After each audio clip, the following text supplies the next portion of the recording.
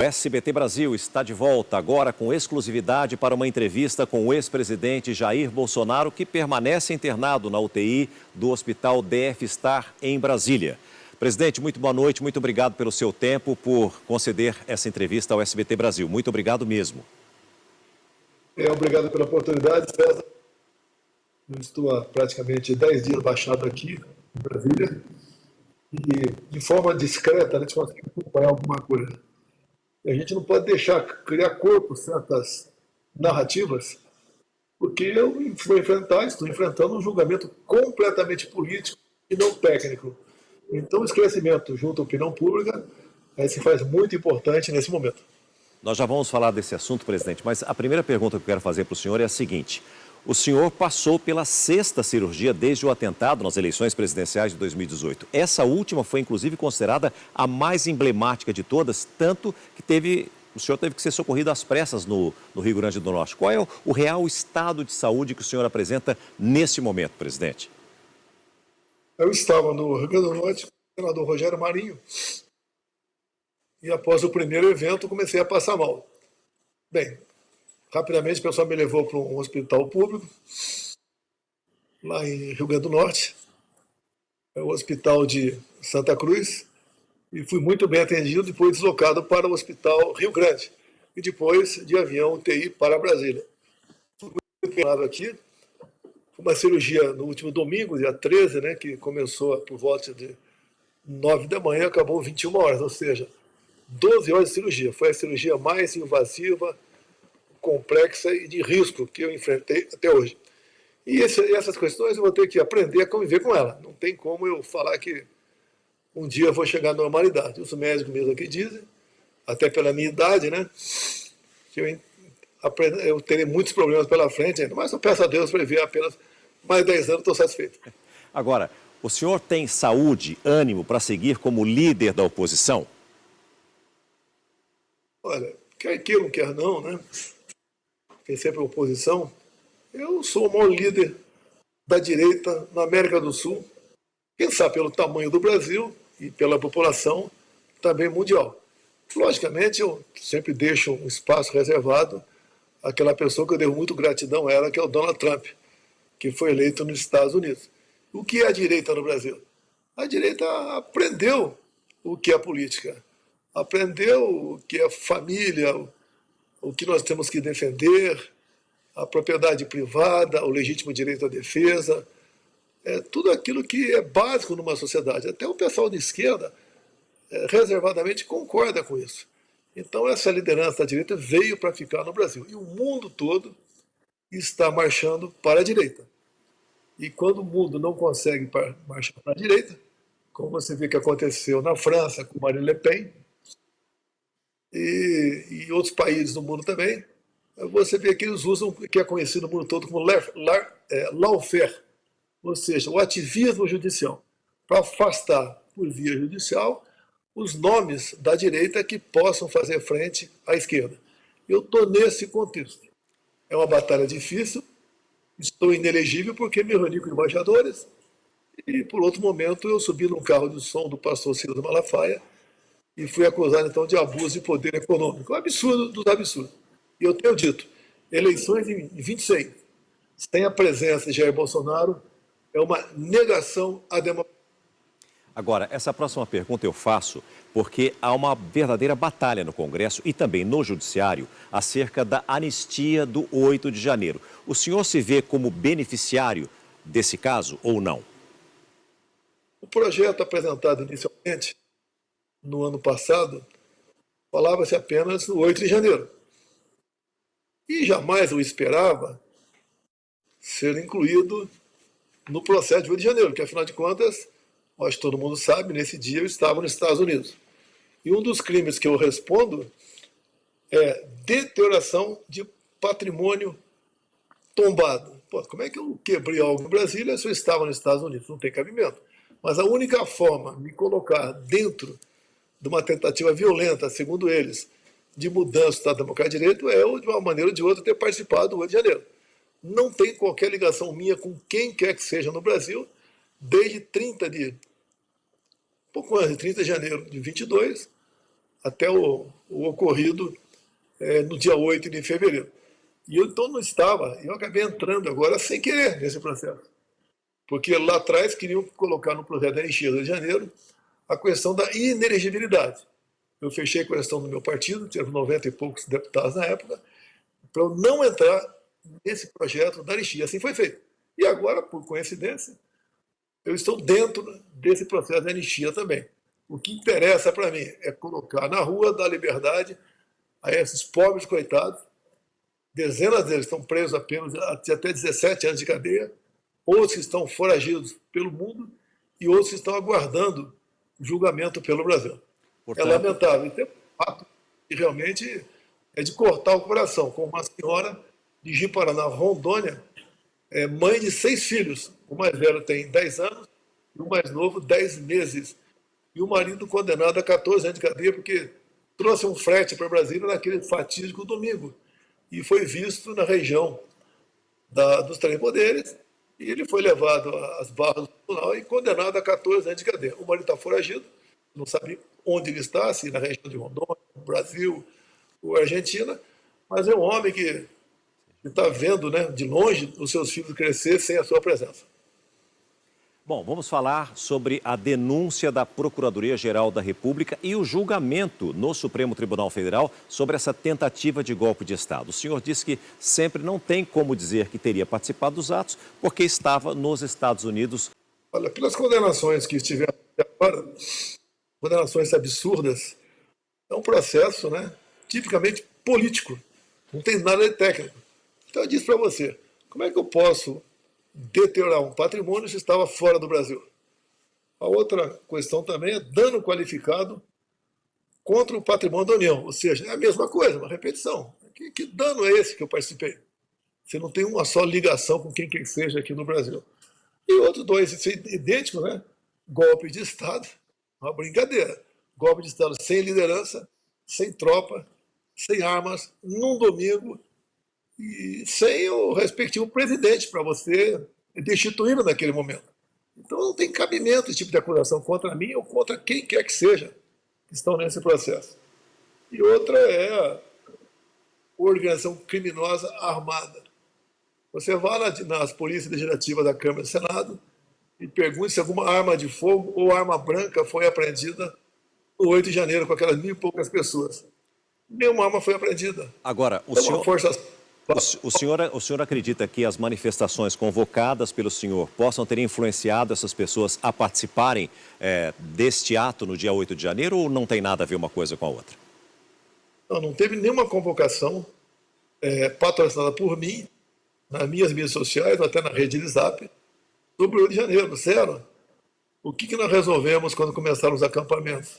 De comum acordo, deixar o pessoal lá, porque era uma grande massa, chegou a ultrapassar 30.000 pessoas, e as pessoas na região da Praça Três Poderes seria pior, no meu entender, no tocante a uma contenção de qualquer problema. Se bem que o nosso pessoal nunca participou de ato de violência em todas as manifestações que fizemos ao longo de mais de 4 anos por todo o Brasil.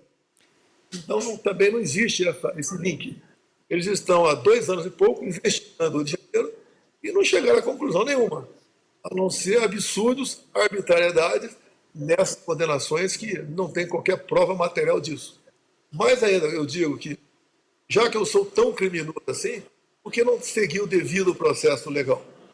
E essas pessoas estão sendo presas também, na véspera do último movimento aí em São Paulo, ficou conhecido, eu resolvi testar o meu inglês, né?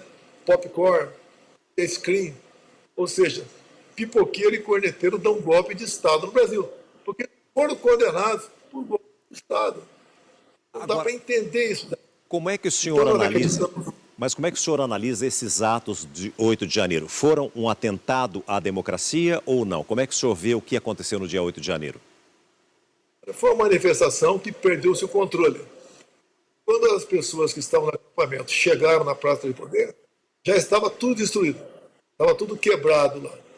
Imagens que nós temos de antes do horário que a turma chegou lá, comprovam isso aí. Você pode ver, em 8 de janeiro nós fomos tratados, falo nós porque eu Ele foi considera um brasileiro, um patriota, né? Mas quem estava aqui no Brasil foi tratado como terrorista golpista. Que terroristas são esses? Onde o chefe do GSI passeia entre eles de forma tranquila dentro do palácio do presidente da República. E que golpe foi esse? Onde as imagens de responsabilidade do Ministério da Justiça, quase 200 câmaras, elas simplesmente sumiram. Quatro imagens de 4 câmaras apenas apareceram. Que golpe foi esse? Onde a BIM, Agência Brasileira de Inteligência, emitiu mais de 30 informes de possível violência para o general G. Dias, chefe do GSI. Que golpe é esse? Onde o chefe do executivo, Lula, no caso, né? Ele que não costuma acordar cedo dia de semana, domingo cedo vai para Araraquara ver uma catástrofe que teria ocorrido lá no final de dezembro. Ou seja, história muito mal contada. Agora, lamentavelmente, o encarregado do inquérito, junto com a sua Polícia Federal, a parte da Polícia Federal, é o grande responsável por esse estado de coisa que estamos vivendo. Digo mais, né?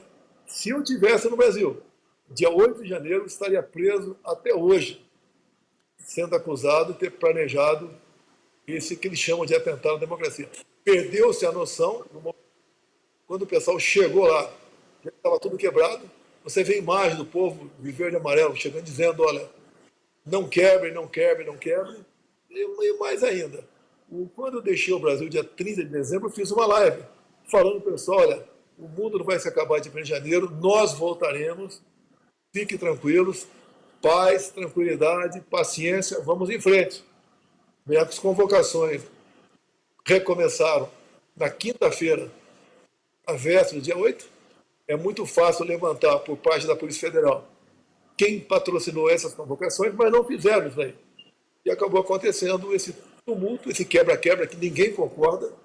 Eu fiz um pronunciamento à nação, inclusive, no dia 2 de novembro de 22, após as eleições, dizendo que vamos continuar lutando, vamos fazer a nossa parte, dentro das 4 linhas da Constituição, que os nossos métodos não são iguais aos deles.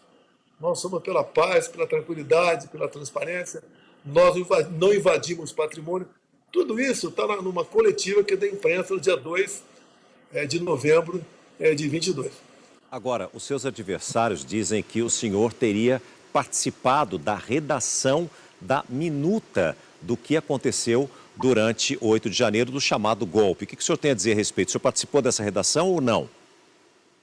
Olha só, chama de minuta de golpe, né?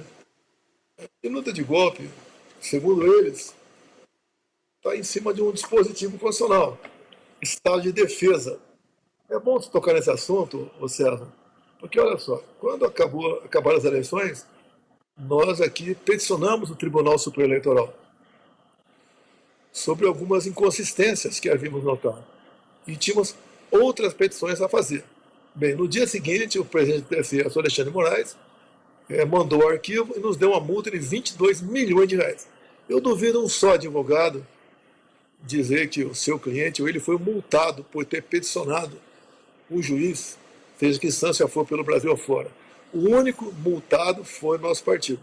Então, quando nós recebemos isso, uma multa de 22 milhões de reais, porque teríamos duvidado da apuração das eleições, segundo o Alexandre de Moraes, nós não poderíamos recorrer dessa decisão dele.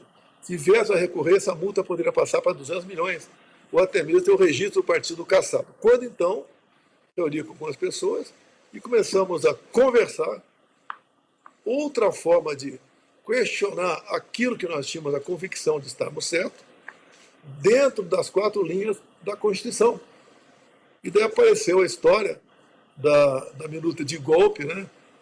Que foi encontrado esse papel na casa do ministro Anderson Torres, chamado Estado de Defesa. A defesa está prevista na Constituição. Quando encontraram esse documento, esse papel na casa do ministro Anderson Torres, da Justiça, esse mesmo papel já rodava há semana. E esse papel, aqui a tal da minuta de golpe, ele começa dizendo que Mas, fica presidente, decretado. presidente, eu preciso... Rapidinho, Tá bom. da defesa. Então, olha só, o estado de defesa não começa com decreto presidencial. O estado de defesa começa com a convocação por parte do presidente dos Conselhos da República da Defesa, que não foram convocados. São 24 pessoas que não foram convocadas. Então, não existiu nem cogitação do estado de defesa. Portanto, o senhor não participou da redação da minuta do que está aí, é isso? Não existe minuta de golpe. Discutir, conversar, isso aqui, não é proibido você discutir qualquer discussão constitucional. Agora, isso que está aqui é zero. Agora, dizem que tem outra minuta de golpe, mas como a Polícia Federal nos nega informações, nós não temos como responder por aquilo que está sequer comprovado a participação, não. Mas o senhor chegou a participar de uma discussão, pelo menos com relação a isso ou não? Nós conversamos dispositivos constitucionais que não podemos mais recorrer ao Tribunal Constitucional, tem difícil a multa que nós levamos. Presidente. E rapidamente, na segunda conversa, não se toca mais nesse assunto e existe mais possibilidade de recurso. Perdemos e vamos para as próximas eleições. Diante do cenário que nós encontramos hoje, o senhor tem medo de ser preso ou... Desde o começo. Por inquéritos intermináveis. Já dura 6 anos. Eu, por outro lado, como chefe de organização criminosa, desde 29 de julho de 21. Tudo pode acontecer. Eu não acredito em prisão nos próximos dias, até porque não tem motivo para tal. Se bem que no Brasil hoje, para você ser preso, não precisa ter motivo não. Nós temos um ex-deputado federal que está preso aí, condenado a 8 anos e 9 meses, que está preso. Tivemos o Felipe Jean Martins, que foi preso por 6 meses. Temos o general Braga Neto, que está preso até hoje, por obstrução da justiça. O inquérito já tinha sido concluído pela PF e entregue ao ministro relator do Supremo Tribunal Federal. Então o senhor entende que isso é uma possibilidade real? Não, você não uma completa, mais uma possibilidade. Simplesmente isso. Quer ver, você vai perguntar daqui a pouco, porque está na imprensa de hoje, né?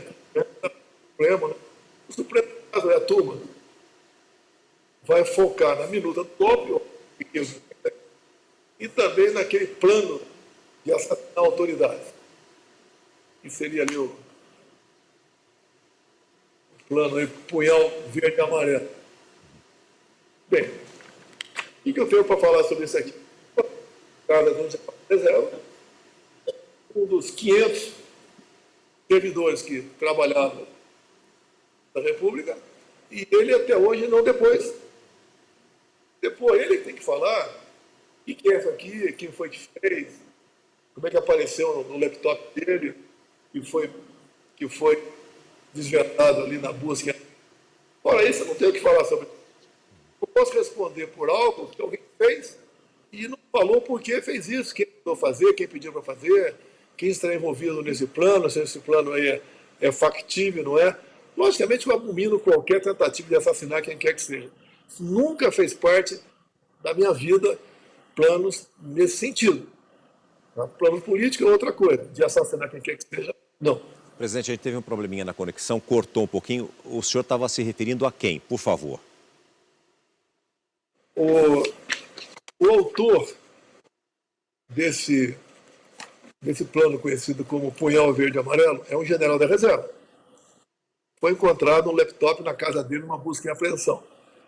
Bem, o que naturalmente teria que ser feito? De imediato tomar o depoimento dele, até para evitar que ele apresentasse uma possível versão fantasiosa.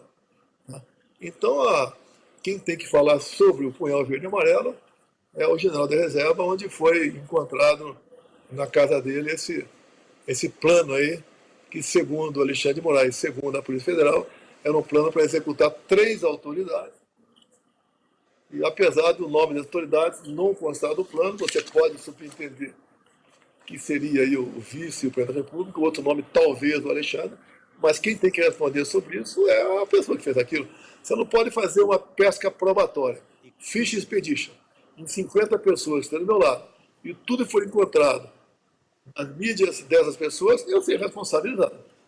Não E tem qual cabimento é, isso aí. e qual é a sua opinião a respeito desse plano? Eu não tenho que falar sobre esse plano até que no computador de quem foi encontrado diga alguma coisa. Eu não posso ficar aí divagando, né? O que eu acho, o que eu não acho disso aí. Da minha parte, isso nunca passou pela minha frente. Nunca tomei conhecimento disso aí. Tomei conhecimento com o vazamento da PF junto à imprensa brasileira. E eu entendo, talvez, que o general da reserva não foi tomado depoimento dele para que continue a narrativa que queriam assassinar 3 autoridades. Entre elas, aí, o atual presidente e o vice. Agora, a leitura que se faz no meio político, no campo da direita, é que a manutenção da sua candidatura, mesmo que ainda inelegível, sufoca outros possíveis nomes. Em qual momento o senhor declararia apoio a um dos candidatos cogitados pela direita, ou o senhor não cogita nenhum nome e o senhor é que vai ser o candidato mesmo em 2026 e vai conseguir romper o fato de ainda estar inelegível? Olha, eu respondo pelo meu partido, Partido Liberal.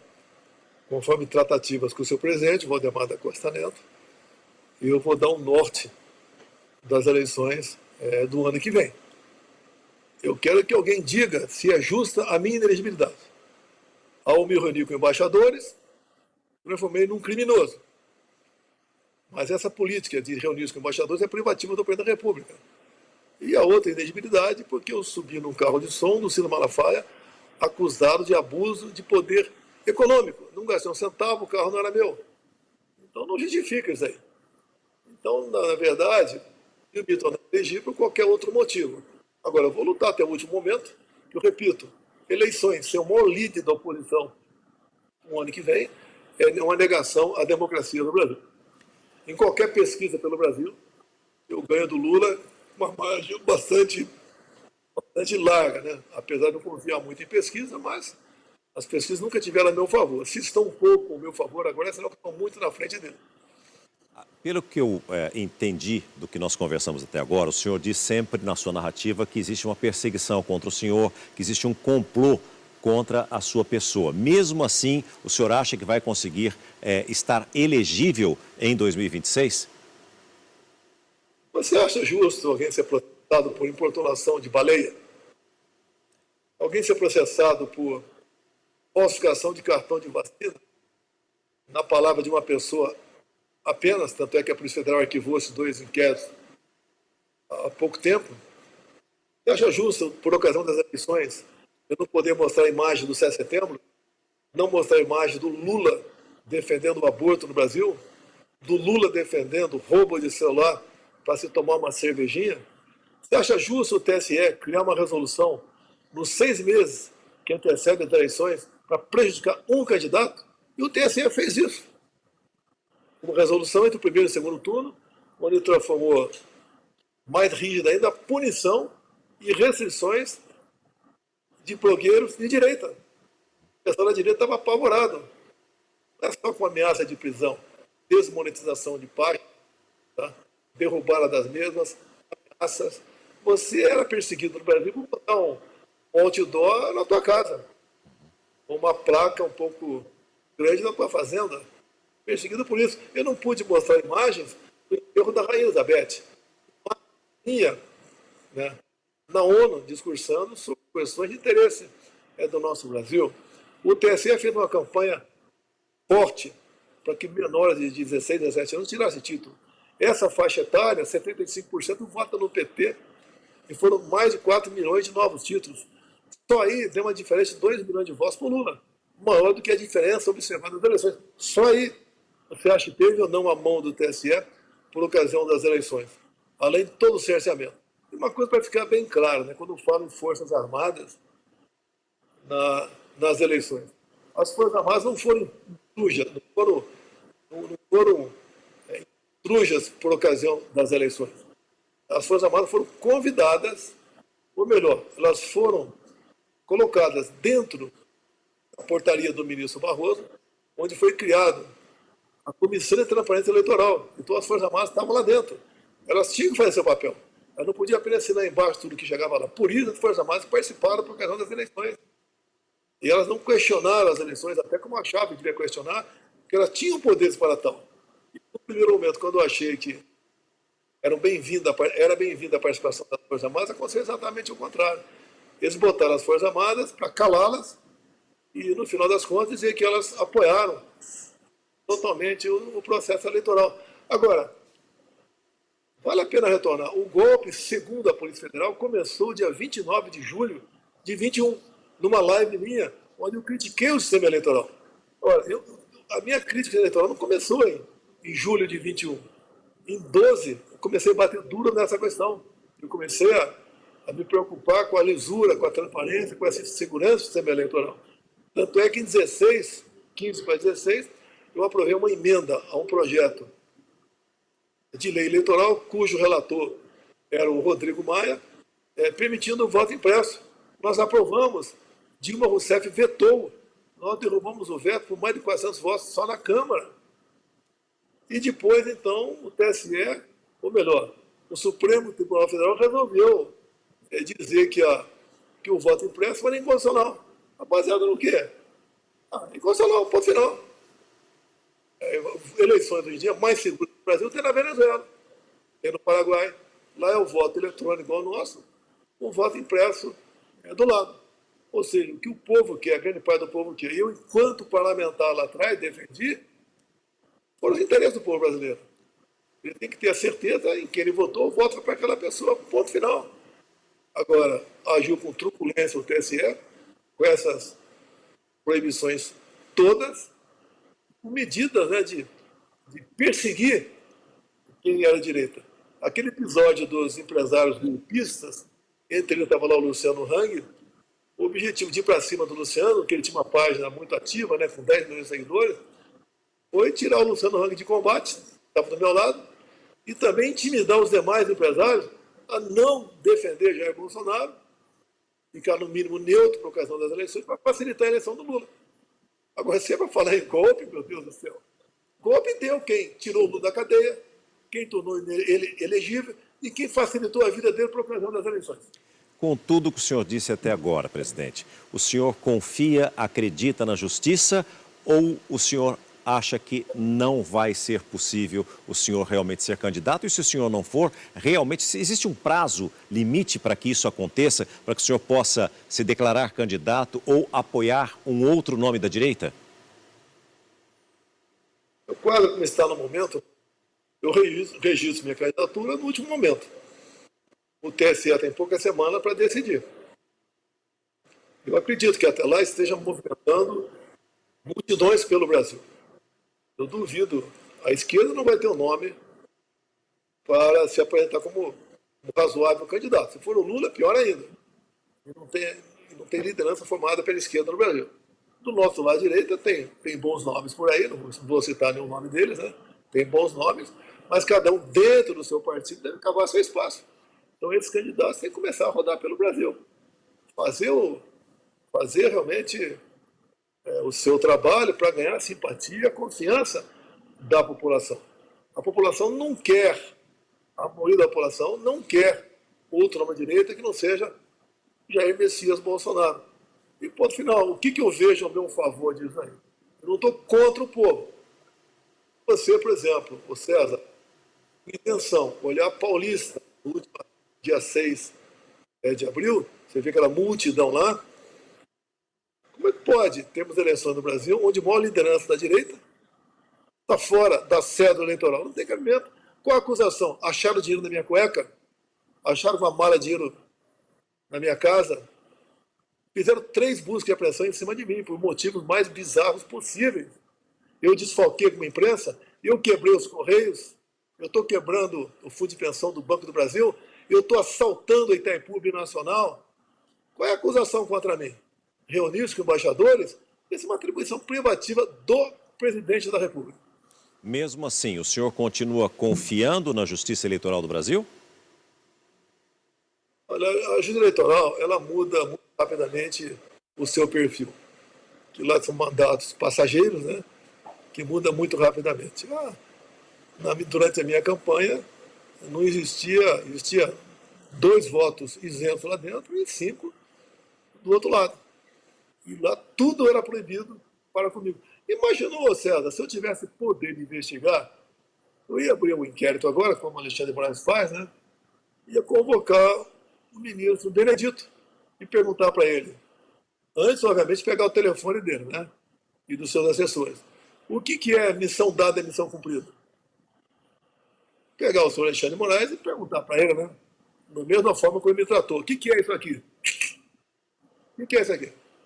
E se fosse alguém do meu lado, seria assassinar alguém. Já estaria aí no plano punhal verde e amarelo. É perguntar para ele por que uma resolução 6 meses antes das eleições que prejudicava um lado da campanha.